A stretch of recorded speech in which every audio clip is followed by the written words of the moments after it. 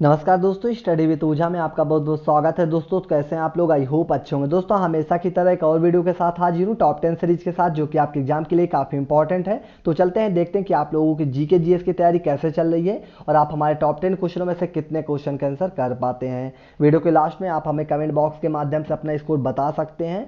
और दोस्तों ये टेस्ट अगर आप लोग यूपीएसआई, एसएससी जीडी या फिर यूपी ट्रिपल एससी जैसे एग्जाम की तैयारी कर रहे हैं तो ये टेस्ट आप लोगों के लिए काफ़ी महत्वपूर्ण होगा। तो चलते हैं फटाफट टेस्ट को शुरू करते हैं और देखते हैं आज का पहला क्वेश्चन क्या है।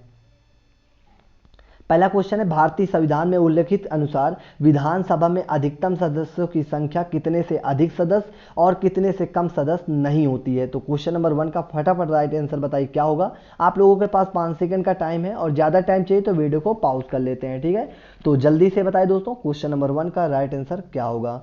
इंपॉर्टेंट क्वेश्चन है, आप लोग नोट डाउन कर सकते हैं इस क्वेश्चन को, ठीक है। तो चलते हैं क्वेश्चन नंबर 1 का राइट आंसर देख लेते हैं। इसका राइट आंसर जाता है option number A.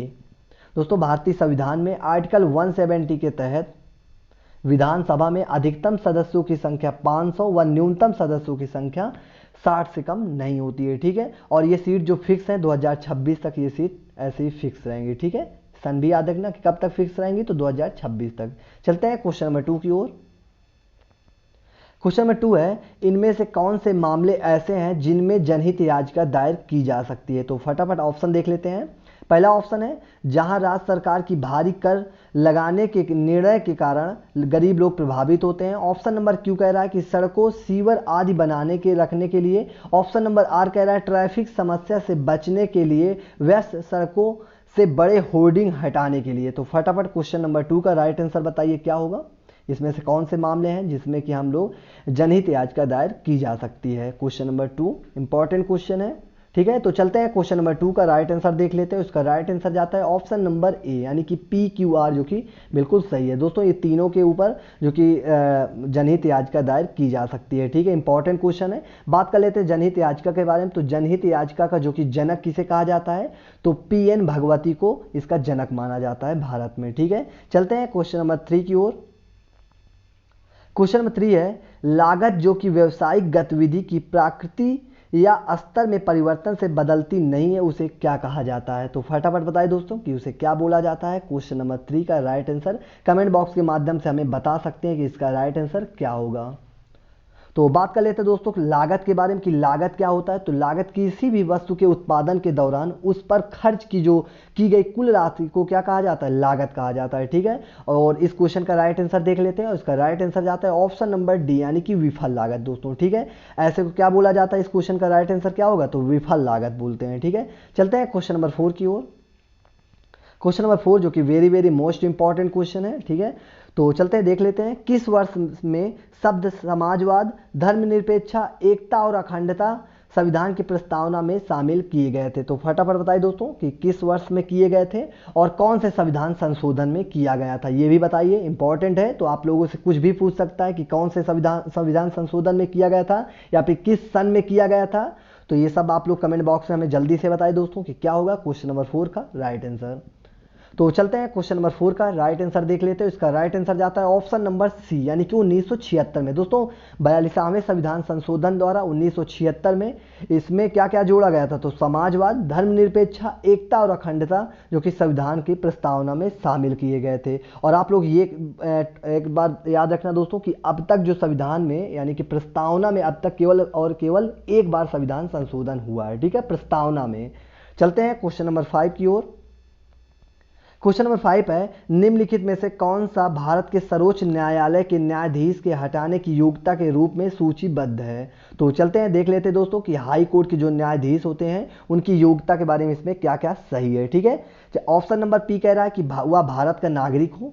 Option number Q कह रहा है कि कम से कम 5 साल के लिए एक या एक से अधिक उच्च न्यायालय का न्यायाधीश लगातार रहा हो। ऑप्शन नंबर आर कह रहा है कि किसी उच्च न्यायालय में एक वकील के रूप में कम से कम 10 साल विधिक व्यवसाय किया हो। तो फटाफट क्वेश्चन नंबर 5 का राइट आंसर बताइए क्या होगा। अगर आप लोग सुप्रीम कोर्ट के योग्यता के बारे में पूछ रखा है तो फटाफट क्वेश्चन नंबर 5 का राइट आंसर बताइए क्या होगा। तो सबसे पहले बात कर लेते हैं दोस्तों कि भारतीय संविधान के जो कि आर्टिकल 124 में जो सुप्रीम कोर्ट की जो योग्यता के बारे में उल्लेख किया गया है कि उसकी योग्यता क्या क्या होनी चाहिए। तो चलते हैं इसका राइट आंसर देख लेते हैं, और इसका राइट आंसर सबसे पहले पढ़ते हैं, उसका राइट आंसर भी देख लेंगे। तो ऑप्शन नंबर पी जो कि भारत का नागरिक हो, तो बिल्कुल सही है। ऑप्शन नंबर क्यू कह रहा है कि कम से कम 5 साल के लिए या फिर एक से अधिक उच्च न्यायालय में लगातार काम किया हो, तो ये भी बिल्कुल सही है बात है। ऑप्शन नंबर आर कह रहा है कि किसी उच्च न्यायालय में एक वकील के रूप में कम से कम 10 साल तक विधिक व्यवसाय किया हो, तो ये भी बिल्कुल सही है। यानी कि ये तीनों हाई कोर्ट के न्यायाधीश की योग्यता के लिए बल्कि मतलब कि सूचीबद्ध है। तो इसका राइट आंसर क्या होगा? तो इसका राइट आंसर ऑप्शन देख लेते हैं, ऑप्शन यहाँ पे डी सही होगा, ठीक है। यानी कि पी क्यू आर जो कि तीनों क्या है, सही है, ठीक है। चलते हैं अगले क्वेश्चन की ओर। क्वेश्चन नंबर 6 देख लेते हैं। क्वेश्चन नंबर 6 है, इनमें से कौन भारत का एकमात्र सक्रिय ज्वालामुखी है? तो फटाफट बताइए दोस्तों, क्वेश्चन नंबर 6 का राइट आंसर क्या होगा? जो कि भारत में बात करें तो भारत में केवल और केवल एकमात्र सक्रिय ज्वालामुखी है, ठीक है।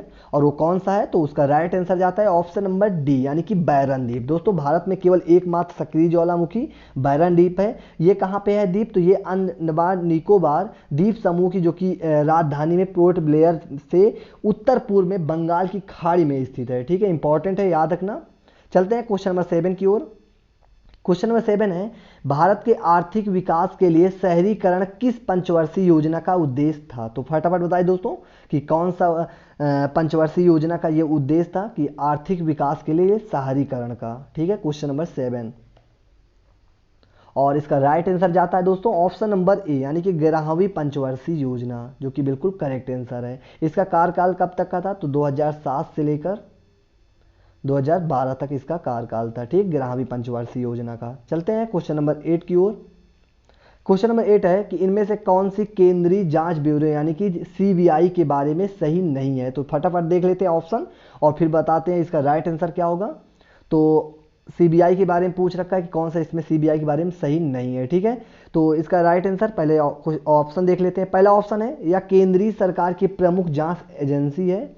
ऑप्शन नंबर बी कह रहा है कि इसमें 3 विभाग हैं, भ्रष्टाचार विरोधी विभाग, विशेष अपराध विभाग और आर्थिक अपराध विभाग। ऑप्शन नंबर सी कह रहा है, यह सर्वोच्च न्यायालय के मार्गदर्शन के तहत एक स्वायत्ता निकाय के रूप में कार्य करता है। ऑप्शन नंबर डी कह रहा है कि इसे कार्मिक पेंशन और शिकायत मंत्रालय के अधीन रखा गया है। तो फटाफट बताइए दोस्तों कि इसमें से क्या है जो कि सीबीआई के बारे में सही नहीं है, ठीक है। क्वेश्चन नंबर 8 का फटाफट राइट आंसर जान लेते हैं। इसका राइट आंसर जाता है ऑप्शन नंबर सी, जो कि बिल्कुल गलत दोस्तों, ठीक है। बाकी ऑप्शन नंबर ए ये सही है, बी सही है और यानी कि डी भी सही है। और यहाँ का इसका राइट आंसर क्या होगा? तो ऑप्शन नंबर सी, ये सीबीआई के बारे में सही नहीं है। चलते हैं क्वेश्चन नंबर 9 की ओर।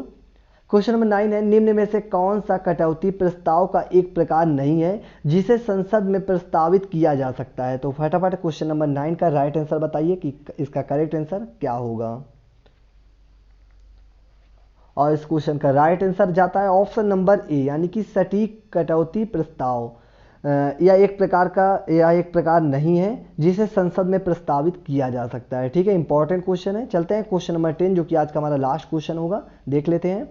बी शिवरमन समिति की सिफारिश पर किस वर्ष लागू की गई थी? तो क्वेश्चन नंबर 10 का राइट आंसर फटाफट बताइए दोस्तों क्या होगा। बी शिवरमन समिति की सिफारिशें किस वर्ष में लागू की गई थी? तो फटाफट क्वेश्चन नंबर 10 का राइट आंसर क्या होगा, और इसी के बाद आप लोग अपना स्कोर भी बताइएगा कि आज का स्कोर आप लोगों का क्या रहा है, ठीक है। तो चलते हैं क्वेश्चन नंबर 10 का राइट आंसर जान लेते हैं। इसका राइट आंसर जाता है ऑप्शन नंबर सी। दोस्तों डॉक्टर शिवरमन समिति की सिफारिश पर 1942 में लागू की गई थी।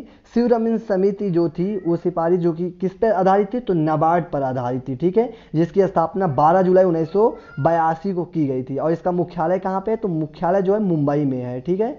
इंपॉर्टेंट है, याद रखना। और दोस्तों इसी के साथ हमारा वीडियो समाप्त हुआ। अगर आप लोगों को वीडियो अच्छा लगा हो तो लाइक शेयर कमेंट करना ना भूलें, और चैनल में नए हैं तो चैनल को प्लीज़ सब्सक्राइब कर लें, जिससे कि आपको टाइम टू टाइम नोटिफिकेशन मिलता रहे। वीडियो देखने के लिए थैंक्स फॉर वॉचिंग। जय हिंद।